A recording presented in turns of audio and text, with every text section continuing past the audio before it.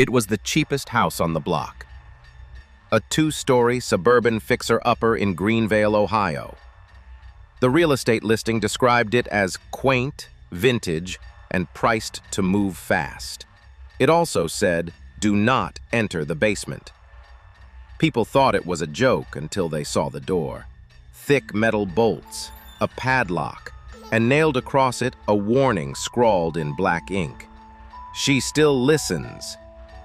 Melissa Carter, a freelance writer, thought it was just left over from urban legends. She bought the house anyway. She'd been through worse, and to her, this was just a story waiting to be told. But stories don't always stay on the page, and some doors don't stay shut. Would you buy a house if the listing said, "Don't open the basement"? Tell us in the comments. And don't forget to subscribe to Unseen Evidence if you dare. Melissa moved in on a rainy Tuesday. By the second night, she started hearing things. Not loud, just quiet, persistent. Scraping sounds, whispers, always from the basement. She checked the lock, still shut tight. But the doorknob was warm. She asked the neighbors. An older woman named Diane across the street said only one thing. "You shouldn't be there alone. She doesn't like silence." That night, Melissa left her voice recorder running. She played it back in the morning. 32 minutes in, there was a whisper, a little girl's voice. "You hear me now?" Melissa dropped the recorder. She hadn't said a word during the night.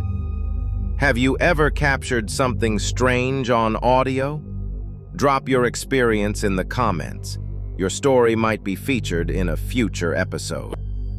Melissa finally contacted the previous owner. His name was Clark Holloway.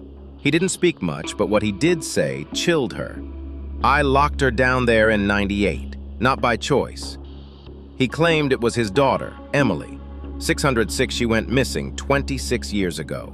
He never told police, he just couldn't.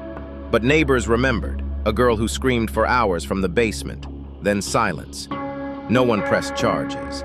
No body was found, but Emily was never seen again. Melissa didn't know what to believe, until that night she heard a knock from the inside of the basement door. 3 knocks, rhythmic, like a child's game. Then a whisper, "I'm still waiting."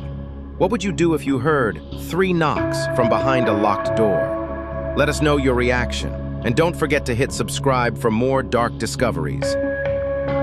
Melissa couldn't take it anymore. She hired a locksmith, broke the bolts, removed the padlock, and opened the basement door. The air was freezing, the smell like old water and rust. Cobwebs covered the stairs, dust untouched, except the words, "I'm here," were scratched into the concrete floor again and again in different handwriting. There was no furniture, no child's room, just a crawl space near the heater. Inside, she found a pink hair ribbon, still tied. The moment she touched it, the entire house went black. Then from the stairs behind her, she heard slow, soft breathing. She ran. But the audio from that night, one word kept repeating, "Stay." Would you have gone down into that basement or left the ribbon untouched? Type yes or no in the comments. Let's see how fearless our viewers really are.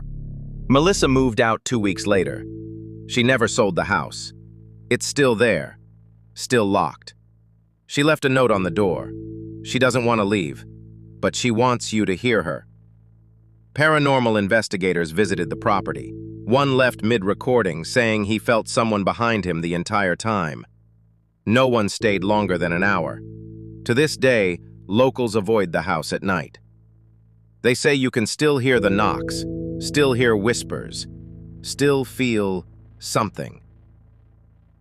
Melissa hasn't written since, but the recorder she left behind, it still plays, and sometimes it still records, even when no one's in the house.